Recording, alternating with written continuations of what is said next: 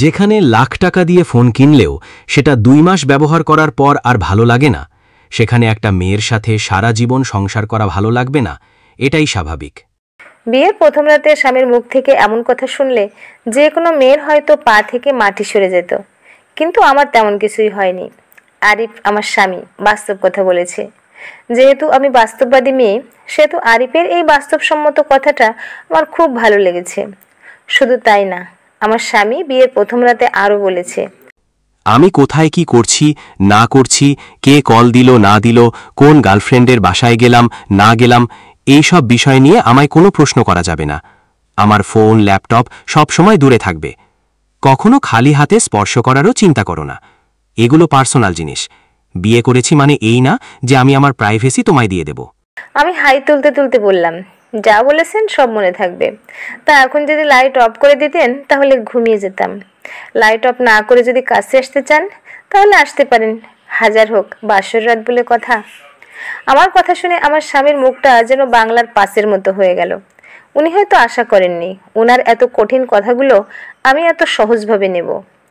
বিয়ের মাস 3 পরের ঘটনা। রাতে সবাই মিলে খাচ্ছিলাম। এমন সময় আমি শাশুড়িকে বললাম, শাবনুর আপা, আপনাকে মাছের তরকারি দেব নাকি মাংসের? আমার কথা শুনে সবার চোখ কপালে উঠে গেল। শাশুড়ি আমতা আমতা করে বললেন, বৌমা, তুমি আমার শাবনুর আপা বলে ডাকছো কেন? আমি মুচকি হেসে বললাম, আসলে আপনাকে মা ডাকতে ডাকতে বোরিং হয়ে যাচ্ছিলাম, আর ডাকতে ভালো লাগছিল না। যেখানে লাখ টাকা দিয়ে ফোন কিনলেও সেটা 2 মাস পর আর ভালো লাগে না, সেখানে আপনাকে 3 মাস মা বলে রেখেছি, সেটাই তো অনেক। শাবনুর আপা ডাকতে ডাকতে যদি বোরিং লাগে তাহলে পূর্ণিমা আপা, মৌসুমী আপা কিংবা অপু বিশ্বাস, বুবলি কিছু একটা নামে আপনাকে ডাকবো, যাতে বোরিং না লাগে। আমার কথা শুনে শাশুড়ি বোবার মতন হয়ে গেলেন। ওনার মুখ দিয়ে কোনো কথা বের হচ্ছিল না। শ্বশুরের অবস্থা তো আরও খারাপ মনে হচ্ছিল। খাবার ওনার গলায় আটকে গেছে, নিচে নামছে না। আমি শ্বশুরের দিকে তাকিয়ে বললাম, সাকিব খান, আপনার গলায় মনে হয় খাবার আটকে গেছে, আপনি একটু পানি খান। আপনাকেও বাবা বলে ডাকতে ডাকতে বোরিং লাগছিল, তাই চিন্তা করলাম আপনাকেও আজ থেকে সাকিব খান বলে ডাকবো। এই নামেও বোরিং ফিল এলে জায়েদ খান, হিরো আলম কিছু একটা বলে ডাকবো। এইসব দেখে আমার স্বামী আমাকে হাত ধরে টেনে রুমে নিয়ে গিয়ে প্রচণ্ড রেগে গিয়ে বললেন, তুমি আমার বাবার সাথে ফাইজলামি করছো? আমার মাকে অপু বিশ্বাস আর বাবাকে হিরো আলম ডাকবে? এইসবের মানে কি? আমি মুচকি হেসে বললাম, ফাজলামি আমি করছি নাকি তুমি করছো? বিয়ের প্রথম রাতেই তুমি বলেছিলে লাখ টাকা দিয়ে ফোন কিনলেও সেটা 2 মাস পর ভালো লাগে না, সেখানে একটা মেয়ের সাথে সারা জীবন সংসার করা ভালো লাগবে না, এটাই স্বাভাবিক। একটা ফোনের সাথে নিজের বিবাহিত বউকে তুলনা করা ফাজলামি ছাড়া আর কিছু না। সারা জীবন যাকে বাবা বলে ডেকে এসেছো, তাকে এখন বাবা বলে ডাকতে ভালো না লাগলে অন্য কাউকে আব্বা বলে ডাকবে নাকি? আমার কথা শুনে আমার স্বামী মাথা নিচু করে চুপ হয়ে রইল। আমি আর কিছু না বলে অন্য রুমে চলে এলাম। সেদিন মাঝরাতে আমার স্বামীর প্রচণ্ড পেট ব্যথা শুরু হলো। আহ উফ করতে করতে সারা বাড়ি মাথায় তুলে ফেললো। আমি স্বামীর কানে কানে বললাম, বাবাকে মাগো বলে চিল্লাও, তারপরও এরকম আওয়াজ করো না। একজন পুরুষ মানুষের মুখ থেকে এমন আওয়াজ খুব অশ্লীল শোনায়, আশেপাশের মানুষজন ভুল কিছু ভাববে। আমার কথা শুনে স্বামী রেগে গিয়ে বলল, ফাইজলামি না করে তাড়াতাড়ি ডাক্তারকে ফোন দাও। আমার ফোনে টাকা নাই। আমার ফোন দিয়ে দাও। এটা শুনে আমি অবাক হয়ে বললাম, আমার কাছে তো সার্জিক্যাল হ্যান্ড গ্লাভস নাই, খালি হাতে তোমার ফোন স্পর্শ করলে শক লাগবে না? আচ্ছা, এক কাজ করি, রান্নাঘর থেকে কিচেন হ্যান্ড গ্লাভস নিয়ে আসি।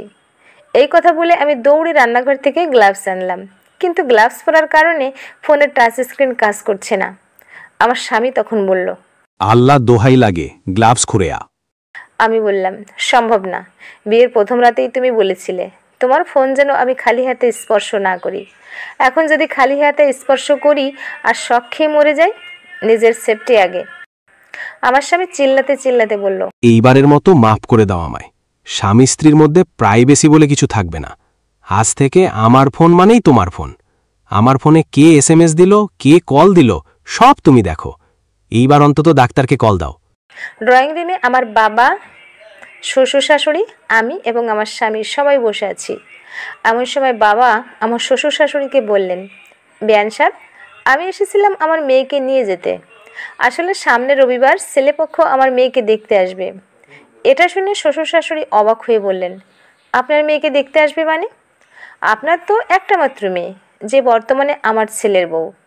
বাবা তখন হালকা গলায় কেসে বললেন, আসলে বেয়ান সাহেব, যেখানে লাখ টাকা দিয়ে ফোন কিনলেও সেটা 2 মাস পর আর ভালো লাগে না, সেখানে একটা ছেলের সাথে সারা জীবন সংসার করা ভালো লাগবে না। এটাই স্বাভাবিক। আমার মেয়ের আপনার ছেলের সাথে সংসার করতে ভালো লাগছে না, তাই অন্য জায়গায় বিয়ে দেব। শ্বশুর শাশুড়ি কিছু বলার আগেই আমার স্বামী আমার বাবার কাছে হাত জোড় করে বলল, বাবা, আমার অনেক বড় ভুল হয়ে গেছে। নেক্সট টাইম আপনার মেয়েকে এমন ফালতু কথা জীবনেও বলবো না। আপনার মেয়ে আমায় বাস্তব শিক্ষা দিয়েছে, আপনি আর শিক্ষা দিতে যাবেন না? স্বামীর অবস্থা দেখে বাবা আমার দিকে তাকালেন। আমি ইশারায় বাবাকে বুঝিয়ে দিলাম, এইবারের মতো বেচারা স্বামীকে মাফ করে দাও। প্রিয় ভিউয়ার্স, এতক্ষণ সাথে থেকে গল্পটা শোনার জন্য অশেষ ধন্যবাদ। গল্পটা ভালো লাগলে একটা লাইক, কমেন্টস ও শেয়ার করতে পারেন। আর পরবর্তীতে এরকম আরও সুন্দর সুন্দর গল্প শোনার জন্য আমার চ্যানেলটা সাবস্ক্রাইব করে পাশে থাকুন। ধন্যবাদ।